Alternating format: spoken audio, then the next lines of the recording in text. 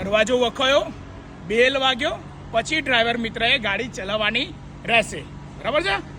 આજે એક નાનકડી ઇન્ફોર્મેશન આપવાની છે જે ઘણી બધી ઉપયોગી છે.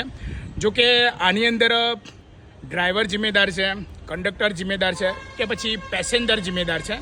આપણે કોઈનો વાંક કાઢતા નથી, પણ એક નાનકડી ઇન્ફોર્મેશન છે તે તમારા ધ્યાનમાં લેવી. બરાબર છે મિત્રો? તો ચલો આજે બતાવીશ કે દરવાજો ખોલીએ ત્યારે સ્ટોપ હોય ત્યારે દરવાજો આપણે ખુલે છે, પણ જ્યારે મિત્રો શું થાય છે મોટા ભાગે કે અંદર કંડક્ટર મિત્ર જ્યારે પણ પેસેન્જર અમુક ટાઈમે ચડે છે, ચડી અને પછી પાછા અમુક ટાઈમે ઉતરવાનો પણ પ્રયત્ન કરે છે. તો મિત્રો ધ્યાન એવું રાખવાનું છે કે આપણે કે જ્યારે પણ કંડક્ટર મિત્ર કાં તો ડ્રાઈવર મિત્રએ એટલું ધ્યાન રાખવાનું છે કે જ્યારે પણ બેલ વાગે તો દરવાજો એટલે ગાડી ચલાવવાની નથી. પણ મિત્રો જ્યારે દરવાજો વખાઈ જાય છે અને પછી બેલ વાગે છે ત્યારે મિત્રો આપણે ચલાવવાની રહેશે.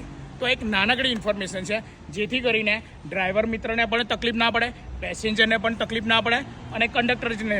બરાબર છે? કેમ કે વધારે પડતું ભીડભાડ હોય છે ને ત્યારે આ ભૂલ બહુ થાય છે કે દરવાજો સપોઝ કે ખુલ્લો હોય અને પછી બેલ વાગી જાય છે. બરાબર છે? એટલે ડ્રાઈવરને તો શું બેલ વાગે એટલે સીધો જ ચાલે, કેમ કે એને આગળ ટ્રાફિક જોવાનું હોય છે.